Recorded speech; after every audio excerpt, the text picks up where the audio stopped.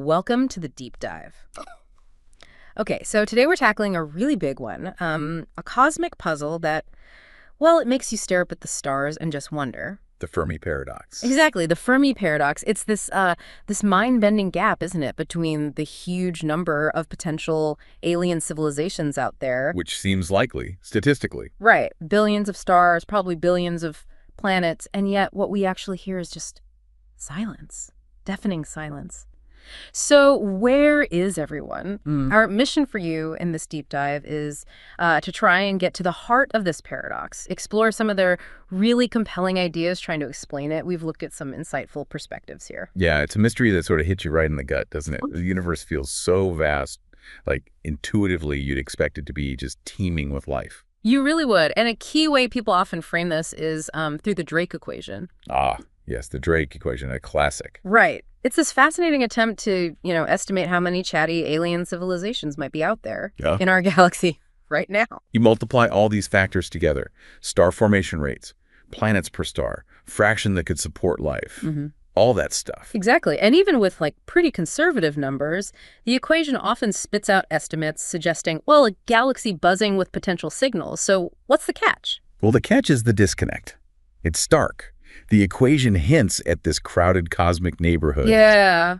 But our actual observations, or lack of observations, they tell a totally different story. SETI, the search for extraterrestrial intelligence, they've been really listening for decades. Nothing. The universe has just remained stubbornly quiet. Okay, so that's the paradox laid out. But let's dig a bit deeper into why this silence is maybe even more unsettling than we thought. There's recent work by Matthew Civiletti that offers a really fresh angle. Right. His work is interesting because he shifts the focus. Instead of just asking, why haven't we heard anything, he's asking something more pointed, basically. How likely should we have been to hear something by now?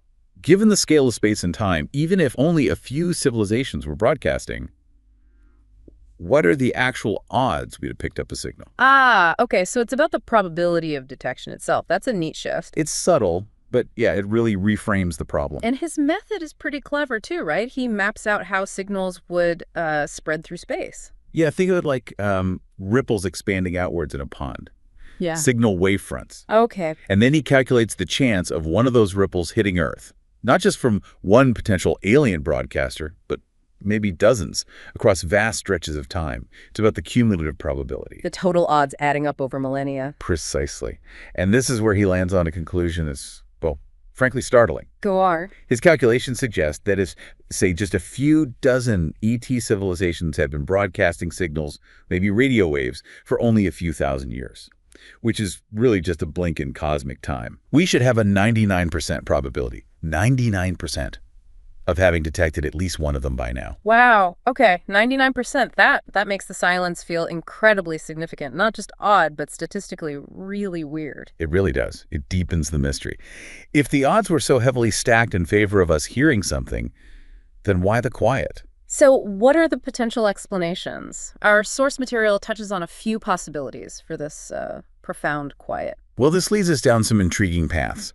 One idea is that advanced societies might just choose silence, deliberately. How would they do that? Maybe they become aware of cosmic dangers. Yeah. Or perhaps they just lose interest in contacting, less developed species like us. Or maybe they transcend broadcasting altogether. Or maybe their broadcasts are just too brief, like a quick hello that zipped past us before we were really listening properly. That's another possibility, a short window of broadcasting. Or maybe they're using technologies we haven't even dreamed of. Neutrinos, focused lasers, something else entirely. Stuff we can't detect yet. Right. And then there's this other big idea, the technological window. Explain that a bit.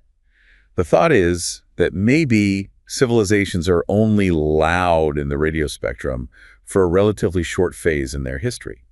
Perhaps they develop more efficient ways to communicate, or, something else happens, they move beyond it, or they don't survive long after developing the tech. So even if lots of civilizations have existed, we might just be out of sync.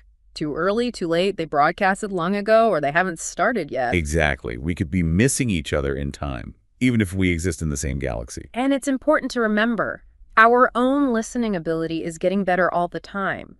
You've got projects like the Square Kilometre Array, the SKA. Oh yeah, the SKA is going to be a game changer. It'll dramatically boost our sensitivity. We'll be able to hear much fainter signals from much farther away. Which brings a real sense of urgency, doesn't it? Or at least anticipation. Definitely. You have to wonder, what will the next decade or two bring? Will these powerful new instruments finally break the silence? Or will the silence just get deeper, more profound, forcing us to really rethink things? It's a fascinating question. So, wrapping this up, the big takeaway seems to be that Civiletti's work doesn't resolve the Fermi paradox. It actually kind of intensifies it. I think that's fair to say. It sharpens the edges. It's not just, weird we haven't heard anything. It's more like, wow, statistically, it's really improbable we haven't heard anything if even a few long-lived broadcasting civilizations ever existed. Right. The numbers make the silence louder, in a way. Precisely. Uh-huh. Which leaves us, and you, with a pretty deep final thought to chew on. What's that?